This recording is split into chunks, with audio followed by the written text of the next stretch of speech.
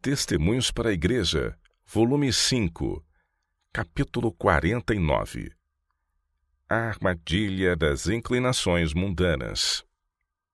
Prezados irmão e irmã P., minha alma ficou profundamente pesarosa enquanto revia seu caso.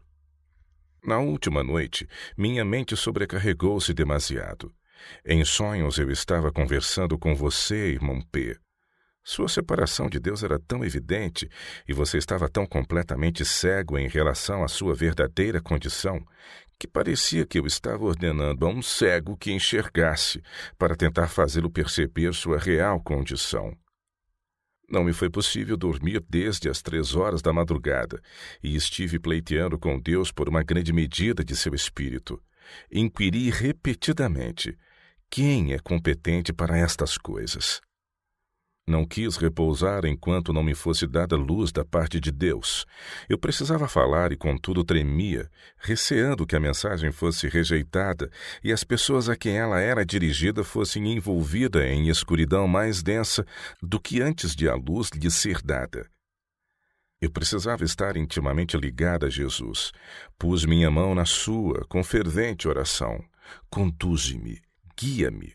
Eu não tenho sabedoria para caminhar sozinha. Jesus me pareceu muito próximo e fui profundamente impressionada com o pensamento de que ele estava prestes a fazer uma obra especial por seu povo, particularmente por aqueles que trabalham por palavra e doutrina. Ele está disposto a ajudá-los se vocês receberem o auxílio do modo apontado por Cristo. Mas não posso dizer-lhes uma palavra de encorajamento enquanto os irmãos permanecerem em sua atual condição. As palavras de Cristo aos fariseus, e não quereis vir a mim para terdes vida, João 5,40, são aplicáveis aos irmãos. Gostaria de poder fazer algo para auxiliá-los, mas enquanto vocês estiverem no caminho mundano em que se colocaram, o que lhes pode ser feito? Vocês amam o mundo, e o mundo os ama, porque no que tange à piedade prática, não há separação entre os irmãos e os mundanos. Aos olhos do mundo vocês são agradáveis, inteligentes e bons. Eles encontram nos irmãos tudo o que lhes agrada. Então os louvam e dizem coisas agradáveis a seu respeito, exercendo assim influência para lisonjeá-los e confortá-los. Vocês, por sua vez, gabam-se e se animam em sua descuidosa indiferença aos reclamos de Deus. Vocês os estimulam ao orgulho e amor aos prazeres, pois suas ações têm dito ao pecador: tudo lhes irá bem. Misturando-se com os mundanos, seu discernimento tornou-se pervertido e os pecados que Deus aborrece são apequenados e tidos como inofensivos por vocês. Temo grandemente que, por sua justiça própria, vocês estejam erguendo ao redor de sua alma barreiras que jamais possam ser derrubadas. Os irmãos se distanciaram de Deus, não mais fazendo suas obras, não mais imbuídos de seu Santo Espírito do que os professos das igrejas nominais. Vocês não possuem senso real da santidade do sábado, e Deus não tem aceito sua observância do santo dia. Os irmãos não têm verdadeira consagração nem sincera devoção. Deus não tem sido honrado por nenhum de vocês dois. Os irmãos não o reconhecem experimentalmente. Têm andado tão longe dele que ele quase lhes é um estranho. As coisas espirituais são discernidas espiritualmente, mas vocês têm há tanto tempo cultivado gostos e hábitos mundanos que não lhes será fácil inclinar a mente na direção oposta. Vocês considerarão: este é um duro discurso, quem o poderá ouvir? Mas o mundo não pode compreender o povo de Deus. Não há qualquer harmonia entre os filhos da luz e os filhos das trevas. Paulo pergunta: e que concordância há entre Cristo e Belial? Ou que parte tem o fiel com o infiel? E que consenso tem o templo de Deus com os ídolos? Porque vós sois o templo do Deus vivente, como Deus disse: neles habitarei e entre eles andarei. Eu serei o seu Deus e eles serão o meu povo. Pelo que saí do meio deles e apartai-vos, diz o Senhor, e não toqueis nada imundo. E eu vos receberei, e eu serei para vós pai, e vós sereis para mim filhos e filhas, diz o Senhor Todo-Poderoso. 2 Coríntios capítulo 6, versos de 15 a 18. João testifica: Amados, agora somos filhos de Deus, e ainda não é manifesto o que havemos de ser, mas sabemos que quando Ele se manifestar, seremos semelhantes a Ele, porque assim como é, o veremos. E qualquer que nele tem esta esperança, purifica-se a si mesmo, como também Ele é puro. 1 João capítulo 3, versos 2 e 3. Não sabeis vós que a amizade do mundo é inimizade contra Deus? Indaga Tiago. Portanto, qualquer que quiser ser amigo do mundo, constitui-se inimigo de Deus. Tiago 4, verso 4. Jesus disse a seus discípulos: Se me amardes, guardareis os meus mandamentos. E eu rogarei ao Pai, e Ele vos dará outro Consolador, para que fique convosco para sempre. Não uma profissão da verdade, nem uma forma de piedade, mas o Espírito da verdade, que o mundo não pode receber, porque não o vê, nem o conhece. Mas vós o conheceis, porque habita convosco e estará em vós. João capítulo 14, versos de 15 a 17. Aquele que tem os meus mandamentos e os guarda, este é o que me ama. E aquele que me ama será amado de meu Pai. E eu o amarei e me manifestarei a ele. Disse-lhe Judas, não, o Iscariotes: Senhor, de onde vem que te has de manifestar a nós e não ao mundo? Jesus respondeu e disse-lhe: Se alguém me ama, guardará a minha palavra, e meu Pai o amará, e viremos para ele e faremos nele morada. Quem não me ama, não guarda as minhas palavras. João capítulo 14, versos de 21 a 24. As palavras de Cristo não encontram resposta em seu coração, pois vocês têm os olhos cegados e o coração endurecido. Nos livros do céu vocês são tidos como pertencendo ao mundo. Seu coração fica turbado algumas vezes, mas não o suficiente para conduzi-los ao arrependimento e mudança do curso de vida. O mundo detém suas afeições e seus costumes lhe são mais agradáveis do que a obediência ao Mestre Celestial. O exemplo diante dos filhos não está absolutamente de acordo com a verdade que os irmãos professam.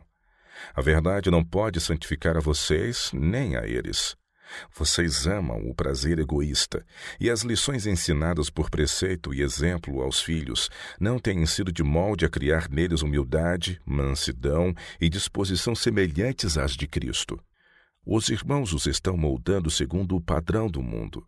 Quando Jesus abrir diante de vocês o livro dos registros, onde dia a dia suas palavras e ações foram fielmente anotadas, os irmãos verão que a vida de ambos foi um terrível fracasso. O que sua recente aflição pôde ter efetuado em vocês, eu não sou capaz de dizer. Mas se ela teve poder para lhes abrir os olhos e convencê-los, os irmãos certamente tornarão isso evidente pelo rumo que tomarem. Sem uma conversão completa, vocês jamais receberão a coroa da vida eterna, e seus filhos nunca farão parte da multidão que foi purificada pelo sangue de Cristo, a menos que desaprendam as lições que vocês lhes ensinaram, as quais se tornaram parte de sua vida e caráter.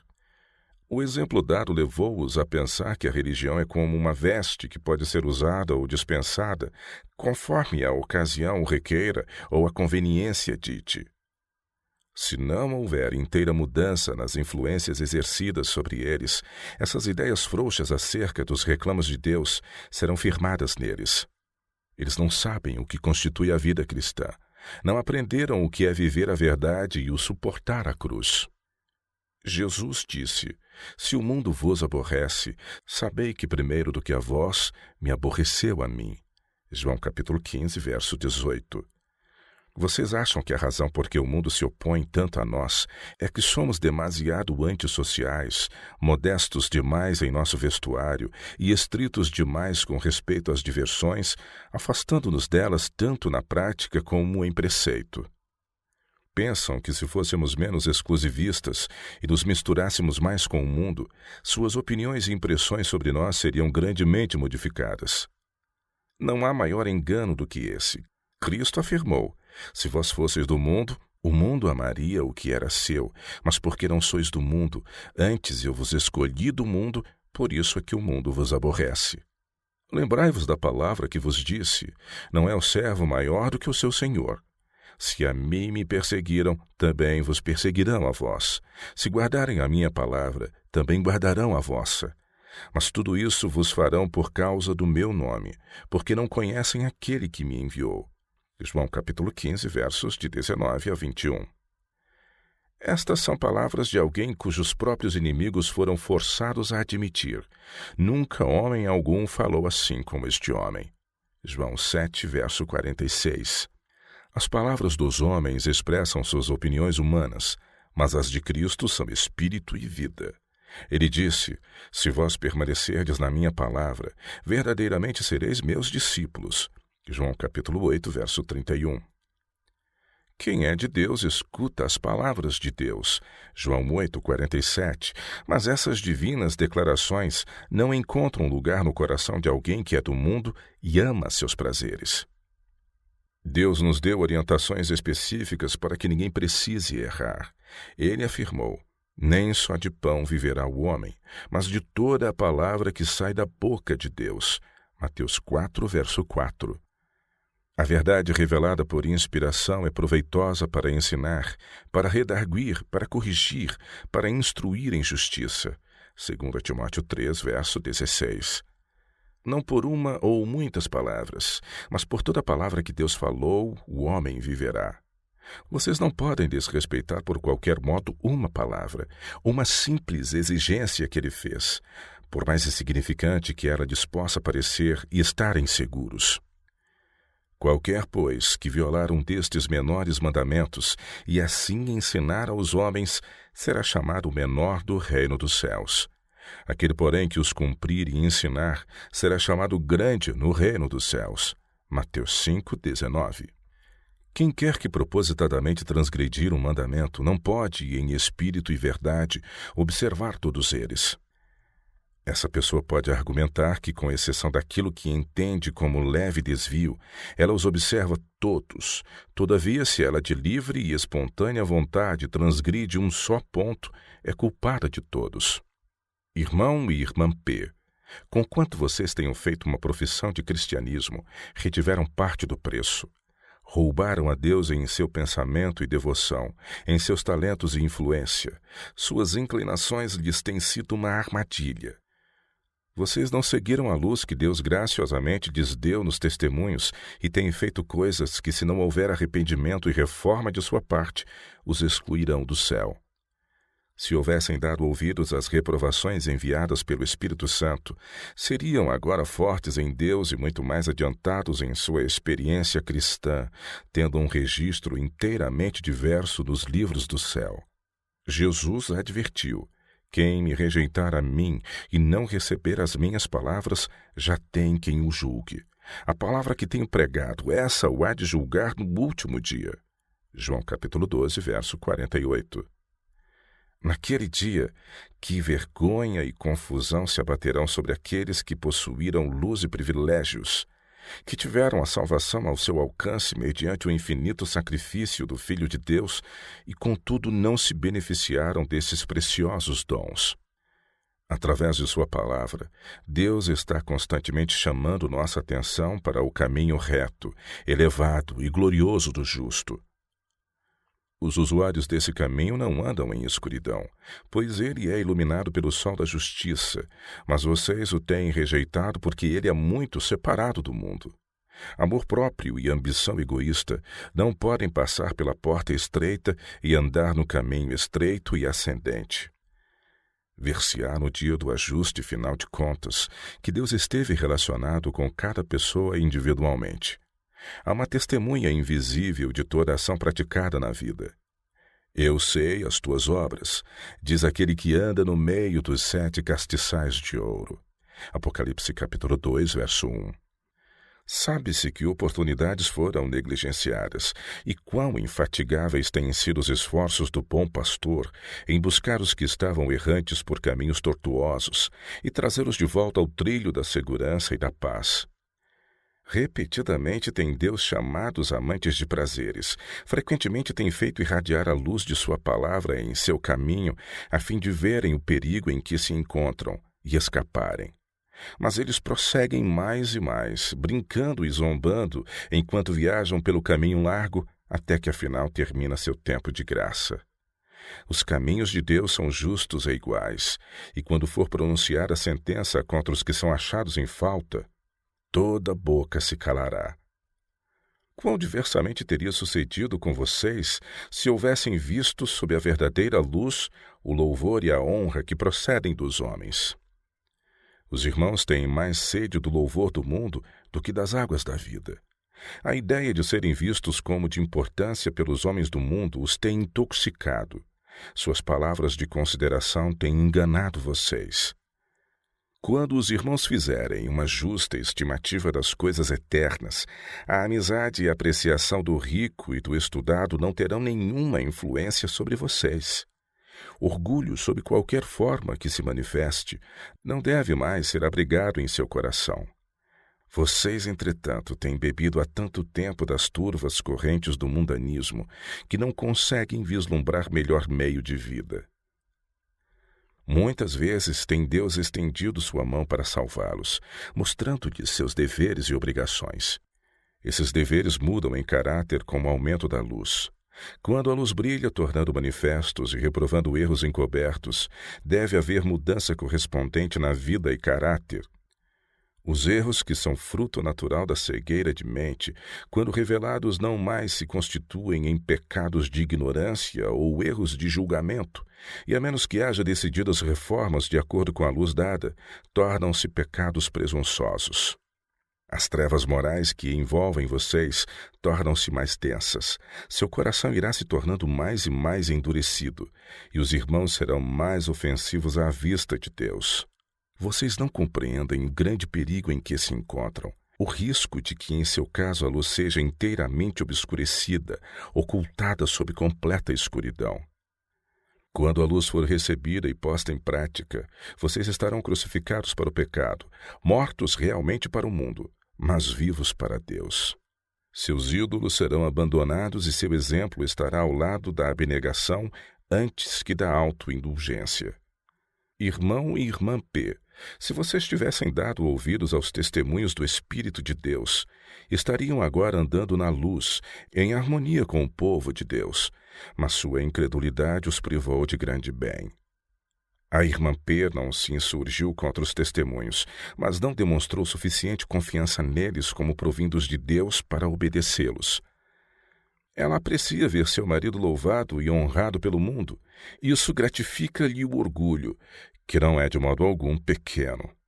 Vocês deveriam perguntar-se individualmente: por que sou tão tardo em deixar o mundo e tomar a Cristo como minha herança? Por que deveria eu honrar aqueles que sei que não amam a Deus nem respeitam seus reclamos? Por que desejaria conservar a amizade dos inimigos de meu Senhor? Por que deveria eu seguir-lhes os costumes ou ser influenciado por suas opiniões? Vocês não podem, queridos amigos, servir a Deus e a Mamon. Os irmãos precisam fazer uma entrega incondicional ou, num breve futuro, a luz que brilha sobre seu caminho se perderá na escuridão do desespero. Vocês estão no terreno do inimigo. Voluntariamente colocaram-se ali e o Senhor não os protegerá de seus assaltos. Em seu presente estado, vocês estão fazendo mais mal do que bem, pois têm uma forma de piedade e professam crer na verdade, enquanto que por palavras e ações dizem: larga é a porta e espaçoso o caminho que conduz à perdição, e muitos são os que entram por ela. Mateus 7, verso 13. Se a vida de vocês é uma confissão de Cristo, então podemos verdadeiramente dizer que o mundo o seguiu. A profissão dos irmãos pode ser correta, mas porventura têm vocês humildade e amor, mansidão e consagração? E digo-vos que todo aquele que me confessar diante dos homens, por uma vida santa e piedosa conversação, também o Filho do Homem o confessará diante dos anjos de Deus. Lucas capítulo 18, verso 8. Ninguém pode confessar a Cristo a menos que tenha a mente e o Espírito de Cristo. Ele não pode comunicar aquilo que não possui. A vida diária precisa ser uma expressão do santificador poder da verdade e evidência de que Cristo está habitando na alma pela fé. Tudo o que é oposto ao fruto do Espírito ou à obra de Deus em separar seu povo do mundo é uma negação de Cristo, e suas palavras são: Mas quem me negar diante dos homens, será negado diante dos anjos de Deus. Lucas 12, verso 9. Podemos negar a Cristo por nossa conversação mundana e orgulho no vestuário. Os irmãos têm um círculo de amigos que são uma armadilha a vocês e a seus filhos. Vocês amam sua companhia. Pela associação com eles, vocês são levados a vestir-se e a seus filhos segundo as modas adotadas por aqueles que não temem a Deus. Assim mostram que têm amizade com o mundo. Na multidão de palavras não falta transgressão. Provérbios capítulo 10, verso 19. O relacionamento com esses amigos inclina-os a ir a seus aposentos e suplicar divino amor e graça, ou distancia sua mente de Deus? E seus queridos filhos, o que a negligência de sua parte por seus interesses eternos está lhes causando? Seu exemplo os tem incitado a precipitar-se pela vida com descuidosa presunção ou cega autoconfiança, não tendo firmes princípios religiosos a guiá-los. Eles não estão conscientes sobre o sábado ou os reclamos de Deus em qualquer respeito, não apreciam os deveres cristãos e se estão afastando mais e mais da fonte de luz, paz e alegria. Sem fé é impossível agradar a Deus, pois tudo o que não é de fé é pecado. Romanos 14, 23. A fé exigida não é uma simples aceitação de doutrinas, é a fé que opera por amor e purifica a vida. A humildade, a mansidão e a obediência não são fé, mas são os efeitos ou frutos da fé. Essas graças vocês têm ainda de obter aprendendo na escola de Cristo. Vocês não conhecem os sentimentos e princípios do céu. Sua linguagem é quase um idioma estranho para ambos. O Espírito de Deus ainda intercede em seu favor, mas tenho sérias e dolorosas dúvidas se darão ouvidos àquela voz que lhes tem estado a chamar por anos. Espero que sim, e que se volverão e viverão. Julgam ser demasiado grande sacrifício consagrar seu pobre e indigno eu a Jesus? Preferirão a irremediável servidão do pecado e da morte a separar sua vida do mundo e uni-la a Cristo pelos laços do amor? Jesus vive ainda para interceder por nós. Isso deve despertar dia a dia o reconhecimento de nosso coração. Aquele que avalia sua culpa e desamparo pode ir exatamente assim como está e receber a bênção de Deus. Pertence-lhe a promessa, uma vez que dela se apodere pela fé. Aquele, porém, que é rico aos próprios olhos e digno de honra e justo, que vê como vê o mundo e chama ao mal bem e ao bem mal, não pode pedir e receber, porquanto não sente necessidade alguma. Julga-se cheio, portanto tem de sair vazio. Caso se alarmem pela própria salvação e busquem diligentemente a Deus, ele será achado por vocês. Não aceitará, no entanto, um arrependimento parcial. Se abandonarem seus pecados, ele estará pronto a perdoar. Querem entregar-se a ele agora mesmo? Olharão ao Calvário e indagarão: fez Jesus esse sacrifício por mim? Sofreu ele humilhação, vergonha e ignomínia, e sofreu a cruel morte de cruz, porque desejava me salvar dos sofrimentos da culpa e do horror do desespero, e tornar-me indizivelmente feliz em seu reino?